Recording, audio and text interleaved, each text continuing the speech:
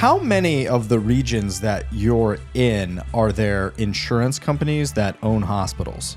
Because, a part of that conversation, I know at least here where we're at, right? I mean, so, and again, I'm making up a little bit of a story, maybe simplifying this a little bit than maybe the real world that we live in. But, when the insurance companies who obviously are dictating in terms of coverage or out of pocket for patients, and then they also own the hospital where all the specialists are.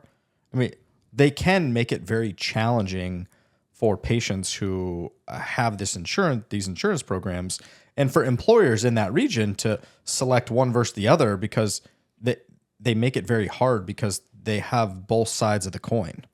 I'd have to know more. Look, in a self-funded plan, most everyone has. So a self-funded plan, when structured correctly, right now I sound like a financial advisor. Wah.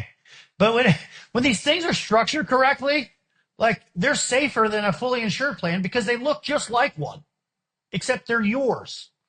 So you have this thing called reinsurance, right? There's reinsurance companies in the Bahamas, Bermuda. I don't love those. I like the ones in Puerto Rico because they're here in the U.S. They say when something catastrophic happens, we'll take the risk, right? And you pay a monthly fee for that. You might pay $3, $4, $5 per employee per month. That's part of your premium, if you will. And it goes to those carriers, right? It's what insures when we have catastrophic events like what we've had in LA. God bless those people.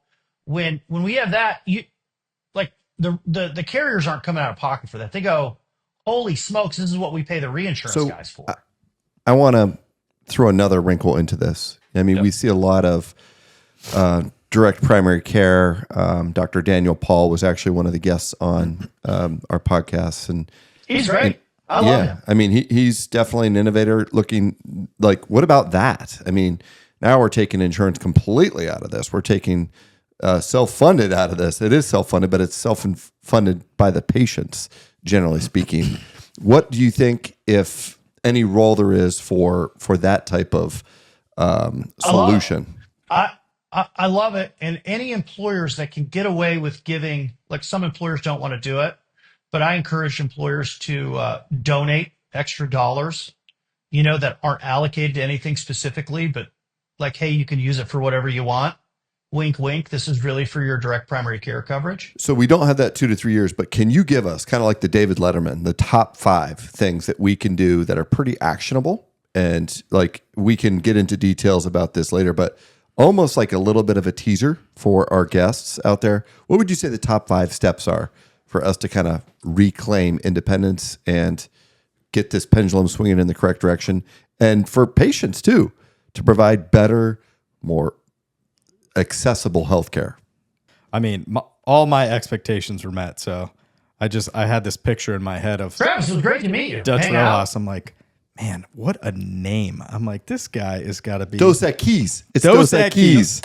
That's who it is. It just came to me, the most interesting. That's right. It was Dos Equis. That's the right. most interesting man in the world. This is like the folklore I've been making up in my head, telling Dr. Molli, like, for months. I'm like, dude, I can't wait to start drinking beer.